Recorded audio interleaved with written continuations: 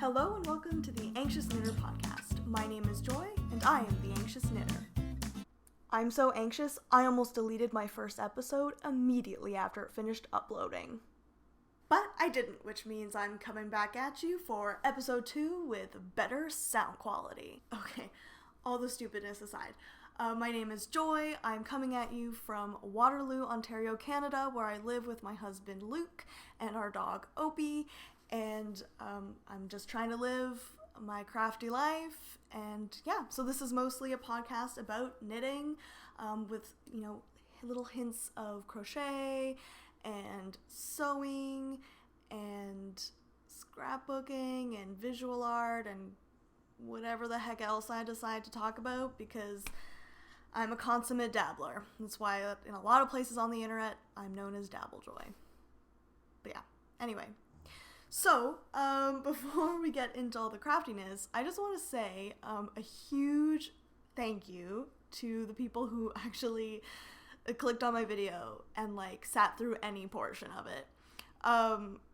The fact that I broke 100 views was mind-blowing to me, and the fact that anybody subscribed is possibly even more mind-blowing. It is frankly remarkable that I have the ability to sit down and speak with you today, just because I can't believe the kindness of this community. I know everybody says this, but it's because it's the truth. Knitters are the nicest people, at least as far as I've met so far. Coming from the world of theater and the world of visual arts, there's so much politics involved, and there's a lot of jealousy and competition that can be really stressful and harmful, as opposed to fun, cute competition in the knitting world that I've seen. So it's so nice to actually have this community of people where there's just that mentality of there's always room for one more. Because you don't see that in a lot of other areas of the arts. People are nice, they can be nice, and they can be helpful, and they can do all that stuff, but there's also, you are fielding, especially in theater, so much politics. It's why I haven't really branched out very far. I just don't want to deal with that sort of thing. So, yeah, I got some really wonderful, welcoming comments. Adrian of the Alternate podcast, mentioned me and my hat that I made, the antler hat, which I was like, oh god, I got some feels about that. So anyway, thank you. So if you are coming back, the miracle of all miracles, thank you so much. And if you are coming here for the first time, thank you for stopping by. I hope you see something that you like. If not, that's cool. There's a lot of knitting podcasts out there, so just find the ones that you like, I guess. I don't have to be that one. But anyway, yeah, so I had a pretty eventful week and a half, and that's why I'm kind of thinking I'm going to do an alternating Wednesday, Friday schedule, because I do have a lot of time during the day to craft and stuff, so I do tend to get quite a bit of stuff done. Knock on wood, because who knows, now my life is gonna blow up or something. But I don't want to be sitting here for 2 hours showing you stuff or talking, because I can talk. Sorry, my hair's sticking up. Because I can talk. I'm Italian, half Italian. We can talk. Yeah. So I'm thinking I'm gonna do that. Otherwise, I'll just kind of probably stop in if I have a lot of things to share. And today I do have a lot of things to share. I got quite a bit done. But before I get into the knitting, I need to tell you a little story about the level of my dweeb, which is pretty high. So I started work at the early literacy program that I work with. And it was I hadn't done it since last June, so, there's a long break in between, and I was sort of out of my routine. So what happened was I thought I forgot my keys. So I went to work, I went to get my keys, I'm in the building of the work, my work building, of the work. And I'm like, I can't find my keys. They're not in my bag. They're in my coat pockets. Those are the only places I put my keys. And I was freaking out. So then my mom, who like knows my landlord really well, she called for me, which was very touching, and asked if my landlord would come and let me in. So she did, but I had to wait for half an hour on the stairs in our building for her to arrive. So I'm sitting there, like bored, like on my phone looking at Instagram, and she comes, she lets me into the building. Lets me into my apartment. I get in, and I'm looking for my keys. I'm like, where are they? I can't find them. So then I start to think, I've lost them. They're gone. And now I'm going to have to pay to replace them because I have the laundry key and the mailbox key on my key ring. Guys, they were in my back pocket the entire time. I was sitting on them. I don't know. I never put my keys in my back pocket. And for some reason, I just didn't think to look there for even 1 second until I went to go get changed while I was panicking. So that's cool, I guess. I hope that was a funny story for you because it was a funny story for me. Gosh, what is this? Ooh, I need a haircut. Okay, anyway. Should we get into the knitting? I think so. So let's start with finished objects because I've got a few. Where did I put them? I've got 3 finished objects and a hoe. Half finished objects, for those who don't know. That's what that stands for. I just think it's funny, and I finally get to say it. Okay, anyway, I'll start with the hoe, which is I finished the first of Luke's socks. So it is just a Regia self-patterning, sort of mustardy, yellowy brown with like brown and blue. And I did a fish lips kiss heel. I like this heel, but I also can't really speak to any other heels because I've never done any other ones. I saw a lot of people talking about this one, and it turned out to be pretty easy, so I just kind of went with it. So I haven't done like a heel flap and gusset or anything. But yeah, so I finished this one. Oh my gosh, men's socks take forever. Like, I don't know, man. I don't know if he's going to be getting a ton of socks because, like, this is real effort. This is a real time commitment. But I've gotten, I think about halfway, curly cord. I've gotten about halfway down the leg of his second sock. Just a plain vanilla sock. Fish lips kiss heel. Oh, and I made little stitch markers, like progress keepers today. I just use them on my sock to like, for my brain to know which side is like the first side of the magic loop. But yeah, little bumblebee. Here, I'll hold it up a little closer for you. I love it. It's so cute. I made a few of them for myself for fun. So yeah, so that's my first hoe. My second finished object was also for Luke. So I had a couple years ago crocheted him a pair of wrist warmers when I was on my crochet wrist warmers binge. They're nothing like special. They were just like plain. It was like I essentially crochet a rectangle and then like seamed it down the side with like a thumb opening. So he had asked for a new pair. I had told him I would make them for Christmas, but then I got swallowed by the abyss of gift knitting. So his sort of had to wait, unfortunately. So I did finally get them done. And I'm really, really happy with how they turned out. They're not perfect. They're going to be like gigantically long on me because he has huge hands, but here they are. Oh my god, you can see my mistake, like plain as day here. But yeah, so this was the first time I ever knit a proper thumb gusset, and I learned a lot of things like knitting these. So I used the Maize mitts by Tin Can Knits pattern for this, but Instead of doing all the pearls here, I just did stockinette. I don't like the way pearls look when there's so many of them. I feel like they can look a little messy. So I thought this would look really nice and like sleek to just do the stockinette with the ribbing that goes down.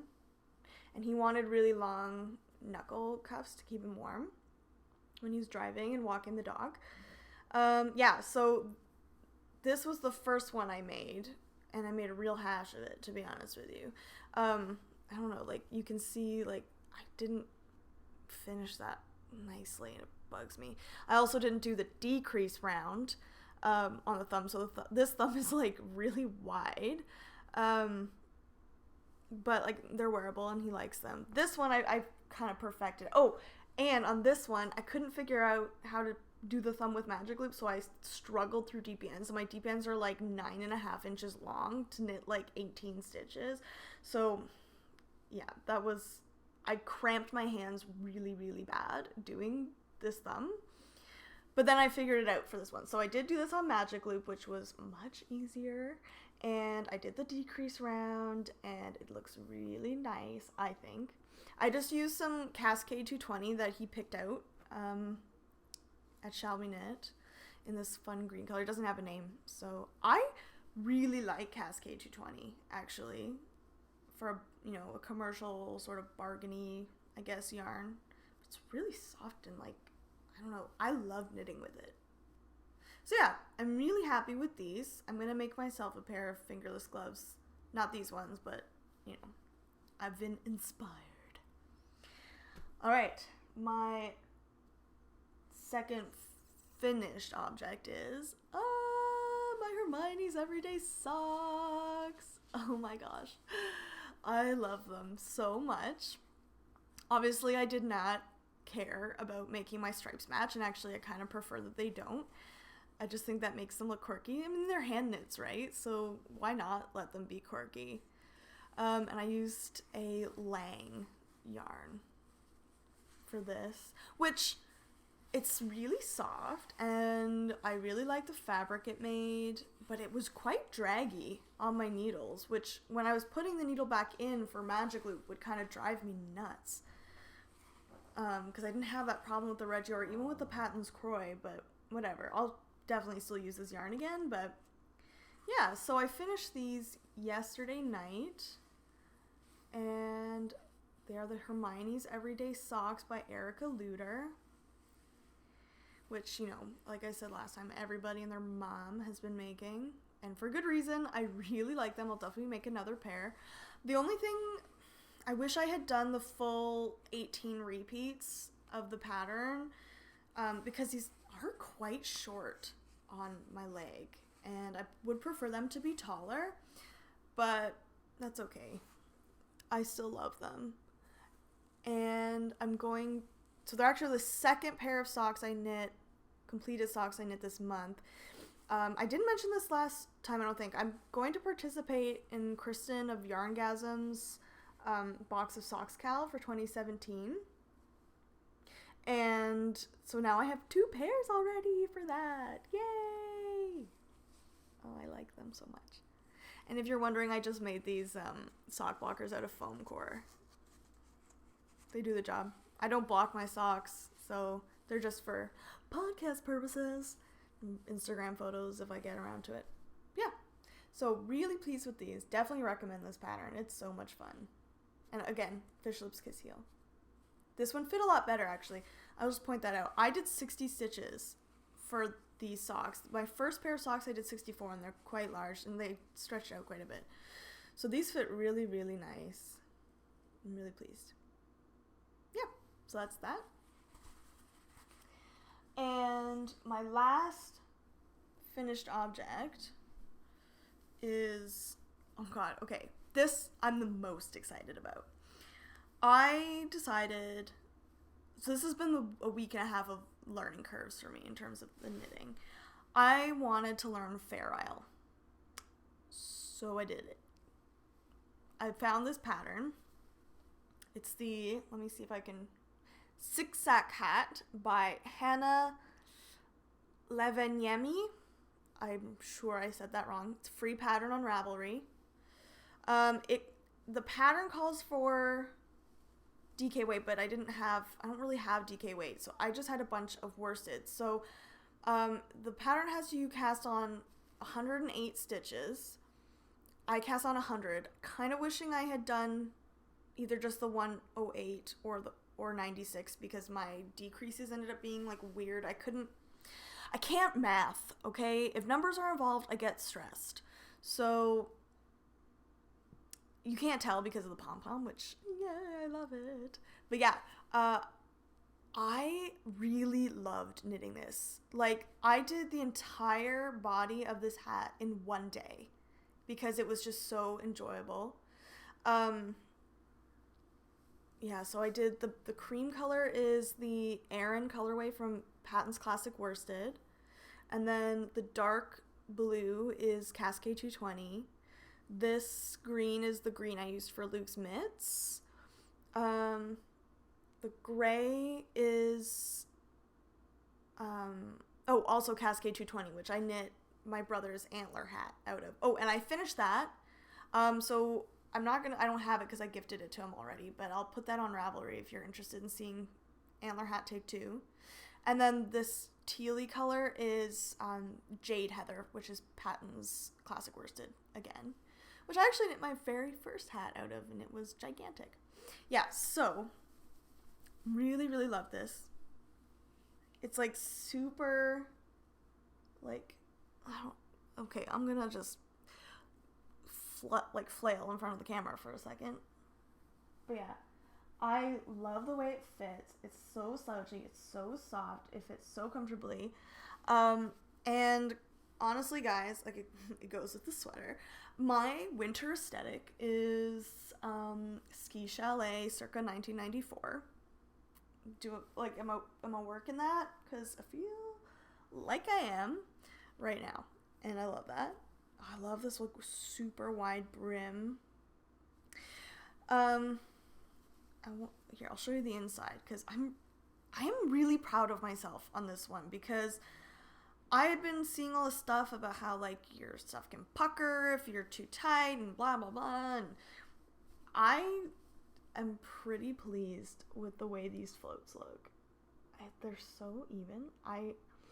I really actually I think I enjoy knitting Fair Isle more than I enjoyed knitting cables, for sure, and more than I enjoy the knitting lace.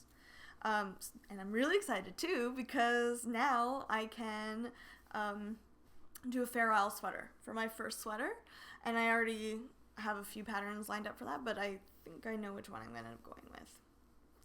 Did I write that down in my notes? No, I didn't. I'll probably talk about it next time, like when I have the yarn for it, but yeah, I love the zigzag pattern. It makes me think so much of like the 90s, and I really try really hard to channel that every day of my life. Yeah. So I did my multicolored pom-pom to pull in all the colors here, and I love it. It's so warm. All right. So I think that's it for finished objects. Now we're on to works in progress. So I actually already showed you the one, which is Luke's sock, so I'm not going to show you again. But I have really only one other work in progress, and it's a doozy, okay? So I had these 2 skeins of yarn that I had bought before Christmas, like early December, with the intention of knitting something kind of over the Christmas break. But then that didn't happen. And part of that was because I did not know what I wanted to do with these 2 skeins of yarn. I love them. They're gorgeous. They're both lichen and lace, and I think they're both 80-20 sock. So superwash merino, 20% nylon, 100 grams, 365 yards. Okay?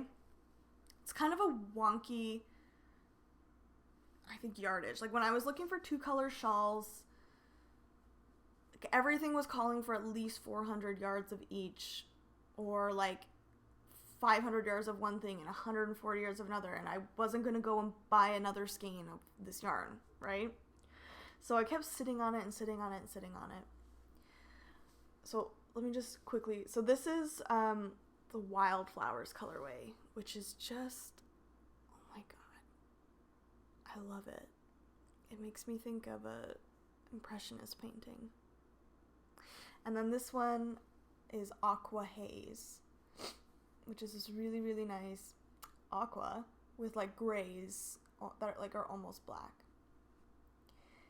So I had thought I was going to do the Across the Pond shawl by Mina Philipp with them, but I wasn't loving the idea of the dark lace or this lace. So I'm going to do the Across the Pond shawl for sure, but I have sort of a different color combo in my head for that. So I just had these sitting in my stash for like 2 months, going, what am I going to do? Well, I decided to do 2-color brioche. One of my goal items, I guess, like finished objects for the year, is I want to make the Sizzle Pop shawl. But I didn't want to just dive into the Sizzle Pop shawl because I can tell you right now it would have ended in tears and frustration. So I went with another Mina Philipp pattern, which is her squishy shawl, or Moelleux. Moelleux? Is that it? I think it might be. I looked it up. You would never know that I took like 9 years of French. Anyway, so I did start it yesterday.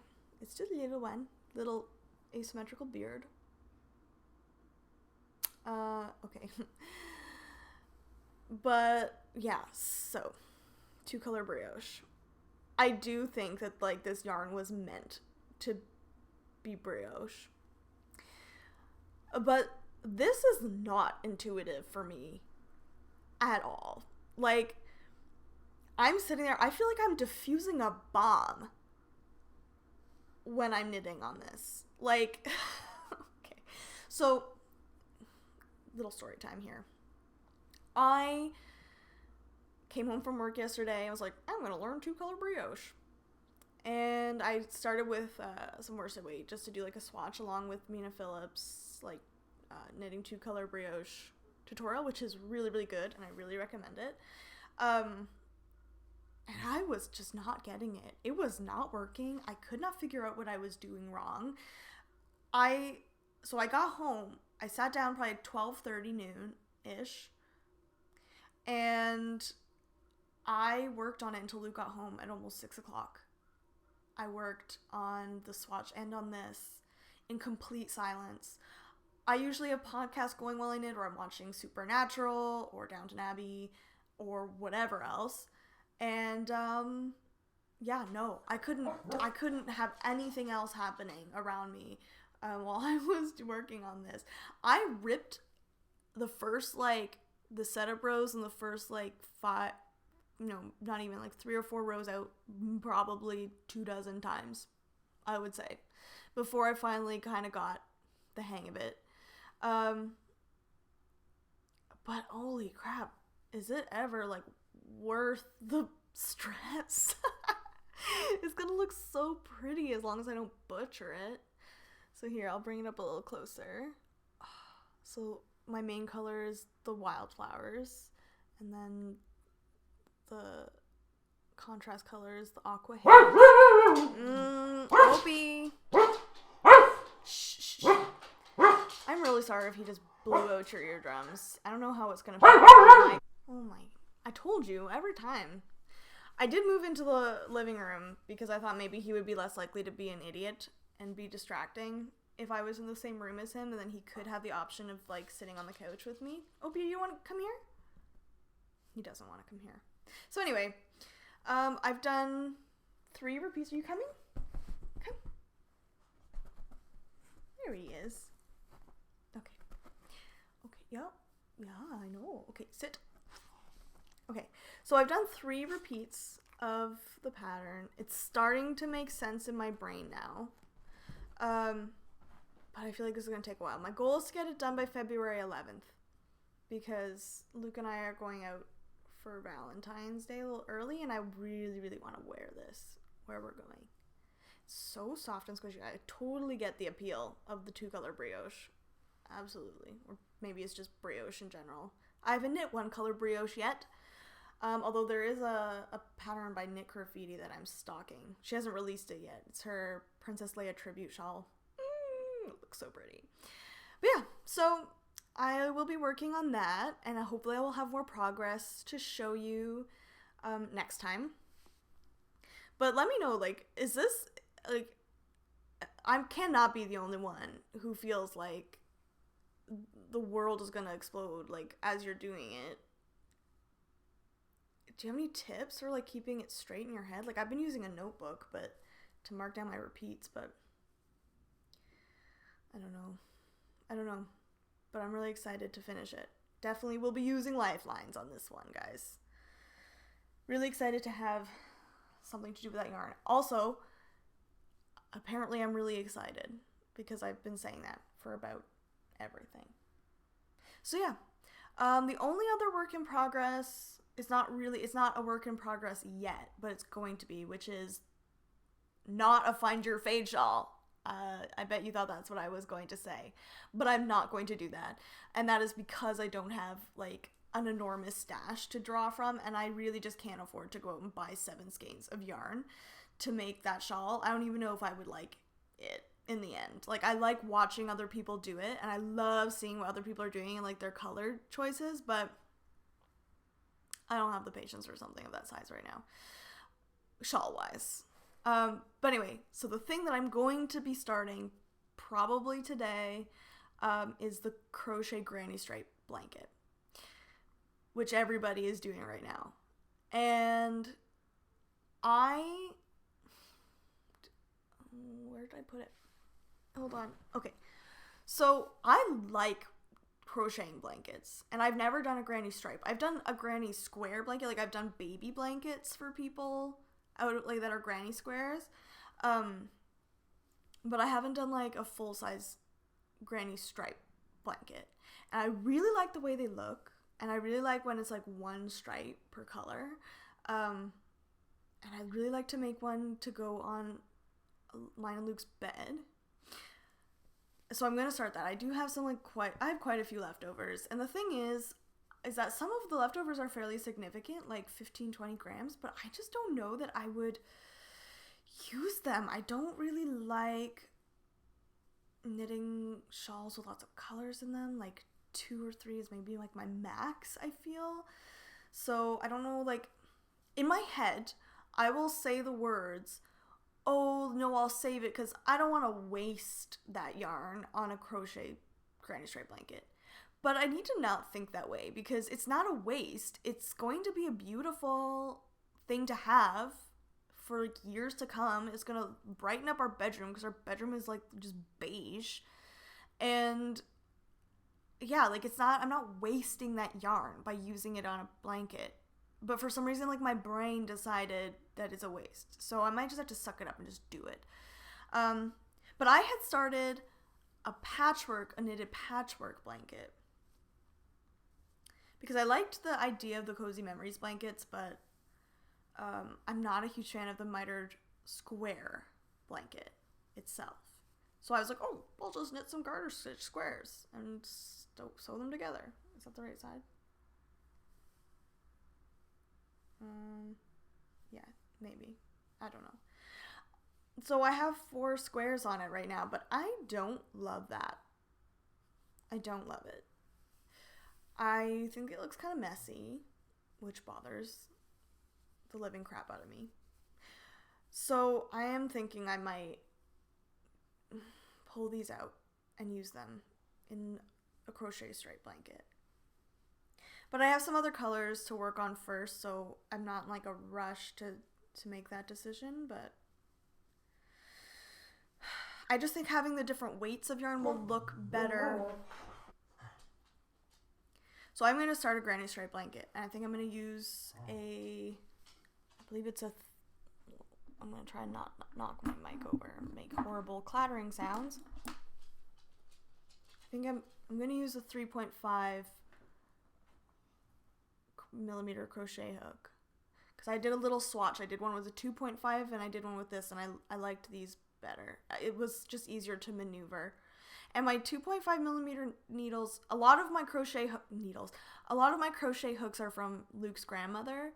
So, and some of them are really short. I think they're quite old. Some of them are made in England. But this one's a nice size for my hand. Anyway, yeah, so I'm going to get started on that. So hopefully I'll have progress next Friday for you, next week sometime for you, that is significant to look at. But yeah, that's it for works in progress. I'm just going to drink some of my tea because I forgot that I made it. Oh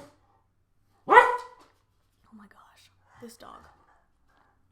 So Luke and I, as I mentioned, are like huge Disney nerds. And my parents went to Disney. And I asked them to bring this mug back and the Animal Kingdom mug. Oh my gosh, it makes me so happy.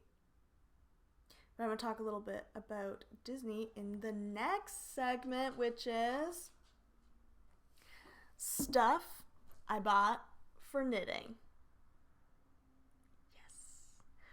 So funnily enough, I actually thought that I was going to have no stash enhancement for this episode because I wasn't buying yarn. And then I bought yarn. Oops. Yeah, so the first thing actually is not yarn. I bought my box of socks because Michael's was having a sale and they were $2.50. I thought this was so pretty and so up my alley. I actually really like that it's like black inside, not just like a plain white or cardboard colored. Sorry, this is probably gonna make a lot of noise. So yeah, I'm really excited to put all my socks in here. I'm gonna label it Box of Socks 2017 because if she does it again next year and I decide to do it again next year, then I'll get another box and like all my box of socks will be able to be lined up. So yeah, I bought my box. It was really, really cheap and really, really cute. And then I also bought, this isn't all of it, but okay, so Luke and I went to Disney World for our first wedding anniversary. So that was 2013. And we loved it. And we became like obsessed with it. So we've decided we're going to try and go back next January. Just because I'm not a heat person and I turn into a whining, like tantrum throwing baby when I'm in the heat. Like, it's not even an exaggeration. Like, he can attest to this. But anyway, so we're going to go in January when it's hopefully going to be a little bit cooler. Definitely not cool enough for what this is going to be, but I don't care. I'm going to make it anyway for some photo ops. So I bought this bulky yarn. It's just Loops and Threads Woolsey, which is, hold on, 50% acrylic, 42% wool, 8% polyester in black and red. Now I actually have two of these, but I didn't feel the need to bring both of them out. So where's the pretty side of this label? Okay, yeah, so I bought these, and what I'm going to do with it is I'm going to make a Mickey Mouse hat. So I'm going to do like a wide red brim with 2 white buttons for his little trouser buttons, and then like a black hat with 2 big like black pom-poms for the ears. And I just thought this would be so fun to wear like in the evenings if we go to the parks at night, because sometimes I hear it can get pretty chilly, and like going like to and from the airports, just because like we're gonna be leaving Canadian January and arriving back in Canadian January, and I just thought it would be fun. This is definitely not a hat that I would be wearing like on the regular by any means, but I just thought this would be so fun. I do also make like Minnie and Mickey ears, but I will show those to you somewhere, like a little bit down the line. But yeah, so I'm not in any rush to make these. I don't have any needles for them yet anyway, but I'm really excited to make this hat. Really excited, apparently. I'm looking forward to making this hat because I think it will be cute. Yeah, so there's that. And then I picked this up on clearance at our local yarn shop. It's Regia Winter Sorbet. And it's like a really nice, like, minty color. And I had it in my head when I bought it that I would make, like, a pair of, like, sport weight house socks. But I'm kind of thinking I might hold on to it because a lot of the Fair Isle sweaters I was looking at on Ravelry use sport weight yarn. And I like that because I live in like 75% of the time in oversized men's sweaters that I either take from Luke's side of the closet or I thrift. But I don't like bulky sweaters. Like they're still, I really hope I don't have lipstick on my teeth. Oh my god, sorry. I don't like bulky sweaters. Like, I don't know that I would wear a worsted weight sweater or a bulky weight sweater. I definitely wouldn't wear unless it was maybe a cardigan. But I thought this would be such a nice, like, contrast color in, like, a Fair Isle yoke. Don't you think that would be so pretty with, like, with the gray? Oh my gosh. Yeah, I'm probably gonna do that. So I'm gonna hang on to this and not rush to use it and try and find the right pattern for that. And then the last thing I bought was another thing of sock yarn. So this is Regia Design Line, Arnie and Carlos. They're one of theirs. And here you can see the pattern it makes. These are going to be my February socks for the Grocery Girls Sock Bash. So I'm dying to cast them on now that my Hermione's everyday socks are done, but I have to wait. But I bought it, and then I was thinking, like, oh, like, how is this February? And I was like, duh. This looks just like the colors of Langdon Hall, which is where Luke and I are going for Valentine's Day, for high tea. It's just, like, I don't know, those classic colors, and, like, I mean, it's obviously winter now, but, like, you know, the green, like, beautiful lawn, the sky, that red brick building. So romantic. But I'm very excited of these. I'm just going to do vanilla socks with these because I just want to see, like, I just want these stripes to be, like, nice and crisp. But yeah, so I'm really excited to get started on those. And that's it. That's all the stuff I bought for knitting. I mean, it really wasn't a lot. Like, it was I got a lot of sale items. Did my microphone pick that up? That was my dog. And he was like, I don't know, how do you describe that? He was like grumbling in satisfaction. He's curled up on our chair right now. Oh my gosh. Seriously, I know I posted this on Instagram, but do you ever look at your pet and just be like, oh my gosh, I love you so much? That's how I feel whenever he does that. Anyway, so that's the end of sort of the knitting yarny portion of the podcast. So I'm mostly going to be talking about my life this week because I did have a pretty eventful week and a half. I have lots to talk about. I'm going to try not to talk for too long though. But yeah, so if you just want to hear about yarn and knitting projects and stuff like that, then that's cool. You can go find something more exciting to do. But if you are interested in what I do with my day-to-day, then stick around for my life, etc. Alright, okay. So I'm actually going to start... actually, I'll end with that. Just in case. And yeah, so... I did start work, like I mentioned, which is teaching toddlers, like 3 and 4-year-olds. Oh my gosh, my phone. It's my mom nudging me to play Words with Friends with her. Needy much? Just kidding, Mom. I love it. Okay. Yeah, so it's like 3 and 4-year-olds, and we're teaching them like how to read and recognize letter sounds and stuff like that. And they are so funny. They're just like the funniest age group. I really did not think of myself as someone who worked with toddlers. I really thought of myself as, you know, the kind of person who just worked with like older kids. But I really, really, really enjoy working with them. They tell the funniest stories. And like last year, like I got them into knock-knock jokes. And because they don't know how to do a knock-knock joke. Like they don't understand it, but that's what makes it the best. Like last year I had one kid who, she really loved it.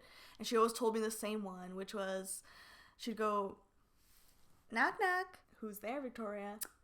Oh, fish. Fish who? Orange fishes are swimming.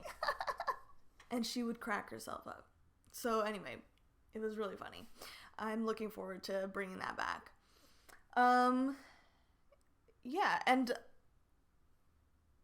I'm working with some really great people. It's like really nice when you have like a team of people that work really well together, and like everyone, you can kind of already see what everybody's strengths are and how you can like use that. I don't want to say use that to your advantage, but use that to your advantage. But yeah, and then the other thing that we did that was really exciting is we did this thing called adventure rooms, which if you haven't heard of it, they are also called escape rooms and stuff, or escape puzzles.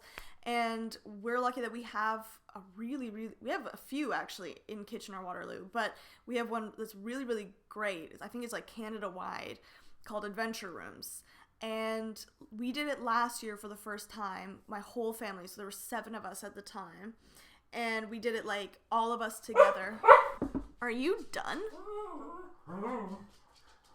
So as I was saying, we did one of them as like a whole group, and it was like really, really, really cool, but it was hard to do with 7 people because, you know, everybody's trying to figure it out, and they're all looking for different things, and some people are looking for one clue and some people are looking for the other clue or whatever, and like you think that you're getting really far, but you are not getting very far at all. So I think we got like 40 or 60%. I can't remember what it was last year. This year we did it as a duel. So it was me and my mom. No, sorry. Well, yeah, it was. But it was my mom and my dad, and me and Lou. Sorry. So there was the 4 of us, and then there was my older brother Josh and his wife Ashley, and my younger brother Jesse and his girlfriend Tasha were the other team. So they have you like, there's like 2 halves of the room. So you can do it as like one big thing, but if you're doing it as a duel, there's like the 2 halves of the puzzle, and they start one of you on one side and one of you on the other side. And then you go for half an hour, and then the timer goes, then you leave, they reset the rooms, and then they put you back into the opposite one. And then you just see who got through the furthest. And I'm happy to say my team won. Yeah. The Sleuthsayers, we killed it. Okay? I was really, really pleased about that. It was very gratifying to win. We did not win. We got to the last clue on both puzzles, and we were just stumped by the last clue. And it was so dumb because we basically had it. We were so close. We would have beat the whole thing, but we didn't. But anyway, it was so much fun. So that's definitely something like we're going to be doing again. I remember last year having so much anxiety about this thing because it was puzzles. It may have been, like, it was logic puzzles. I'm terrible at those kinds of things. I've always struggled with them. And I was like worried that everybody was going to get mad at me, or that I wasn't going to like do well, or I was going to screw everything up. And then I was like freaking out for like a week before we went, probably. And actually probably longer than that. Probably as soon as I found out that we were going, which was quite a bit in advance. And I ended up having so much fun. So if you're like, I don't know if it's going to be fun, just make sure you're going with people that you really like, okay? And just go in there and know that, like, it doesn't matter what happens in there. Like, you're just gonna have a good time. It's just a game. It's like you're just living in a board game, like a game of Clue or something. Which would be so much fun. I really want to do a murder mystery. Anyway, that is a digression. Yeah, so that was sort of the highlight event of the week.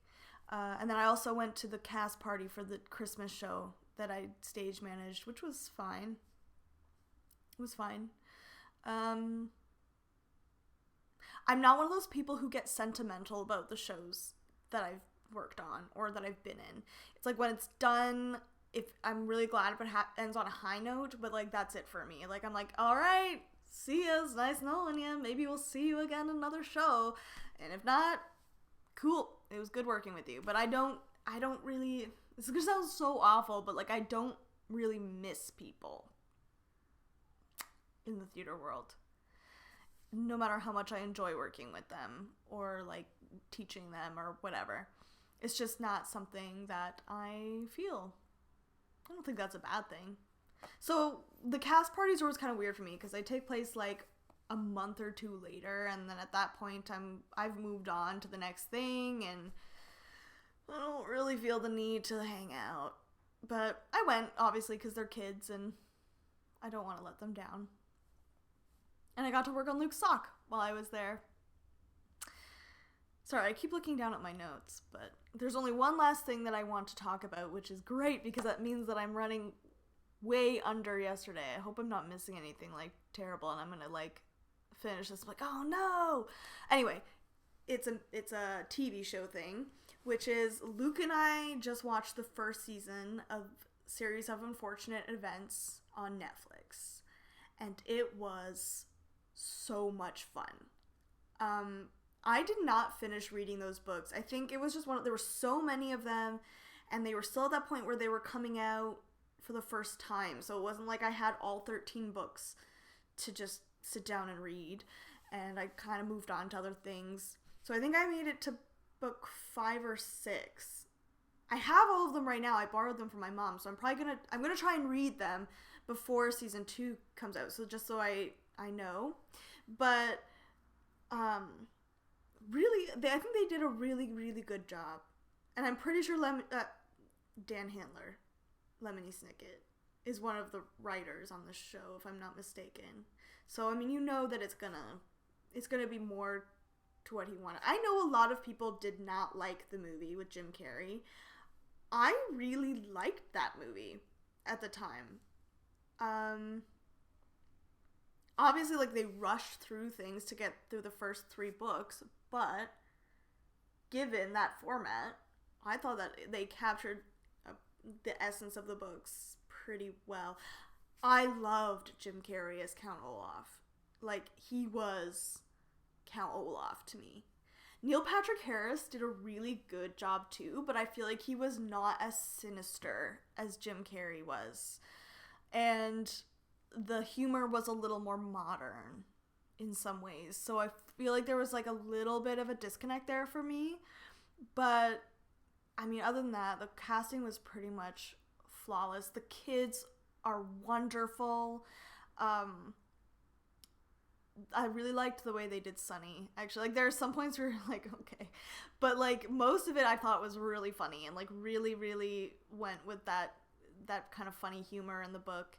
And the atmosphere was really cool. My mom said it reminded her of Pushing Daisies, which is a show that we both love, and I totally agree. It has that fairy tale quality, but like really dark. So it's the darker version of Pushing Daisies in a way. So it goes up to the Miserable Mill, which is book 4. And I liked that each book takes 2 episodes. So I think they're able to do a really good job of getting as much of the content from the books as possible, because they're not long books. And the cast is just so good. I can't remember everybody's names though, which is awful. But we loved Uncle Monty. He was so good. And the guy who plays Poe is really, really good. And, okay, and I also don't know his name, but I know he plays Murray in Flight of the Conchords. He's in Miserable Mill, and he is great. Catherine O'Hara. Like, there's some real greats in the show. Oh, gosh, this dog! Oh, I don't need a guard dog. And that person is just going for a walk. Yeah, so I recommend it, even if you haven't read the books. I feel like sometimes it's better not to read the books. Okay, that came out wrong. It's like Game of Thrones. I have not read Game of Thrones. I have no intention of reading Game of Thrones, at least not until the show is done, because I like the surprise. I like not knowing what's going to happen. I like not having that voice in my head going, oh, well, they didn't do that right. Oh, well, that's all wrong. Why is this character here? Who is this character? They weren't in the books. I like not having that. And so I sort of have that with Series of Unfortunate Events. I read those a long time ago, like probably when I was like 12, 13. And so I don't remember a lot of the details, just sort of the overarching stuff. And even then, like, there are some real surprises in there for me. So I'm going to have to reread the books. I don't know, maybe, do I want to read all of them? I don't know. Okay, if you've read all the books and you've watched the first season, can you tell me, like, is this significantly different where, like, even if I read all the books, I'm probably going to be surprised by the direction they take things? Because I don't know, like, there are some characters that I don't recognize, but I don't know if that's because they're just taking a different format for the show. And so they're interweaving things that maybe you didn't notice in the books or didn't show up until later in the books. I don't know. Let me know if I should read them first. Okay. Anyway. Oh, wait. No, there's one last thing. So this is a Christmas present for my friend Anna. So Anna, if by some strange twist of fate you are watching this episode and you have gotten this far, turn it off now. Do it. I'm serious. You're going to get spoilers for your Christmas present, and I don't want you to have those. Okay? So turn it off. I don't think she's going to watch this, but just in case. So anyway, Luke and I made her present, and I'm really pleased with how it turned out. I'm going to say it was a joint effort, but really Luke did it. So we made her a project bag because she likes to take her knitting to work with her to the museum. And I thought this was so sweet. This fabric is all her colors. So this one is obviously 2 colors, which I think is really nice. Oh, this side is so pretty. The fox right in the center. I'm really annoyed that we didn't put that on the other side, but whatever. And then we have this like floral print on the inside. So we used a thicker interfacing. So I don't know, like with mine, I like to be able, what I liked with the Adventure Time bag with the lighter interfacing is that for sock knitting, I can keep my skein in the bag and then like fold down the top really easily. But I wouldn't do that with this. I feel like you'd get creases. So this is, I think, just for like maybe just storing it, or if you put it on the floor while you're knitting, maybe it wouldn't be a problem. But yeah, I think it's so pretty. I want everything. So I'm going to make myself one of these bags too. And then I'm going to buy more fabric. And I'm going to have Luke make me a skirt eventually. And we're going to make a quilt for our couch. Okay. But yeah, so I cut out all of the pieces and I ironed all the interfacing and all that stuff. But Luke did all the sewing. So he did all the actual work. But isn't this so pretty? I love it. Ooh, my crafty husband. All right. That is it for real. I'm looking at all the stuff I have on my table and my couch, and I think I've covered everything. So, thank you so much for watching episode 2 if you stopped by. I hope you saw something that you liked or were inspired to try something new.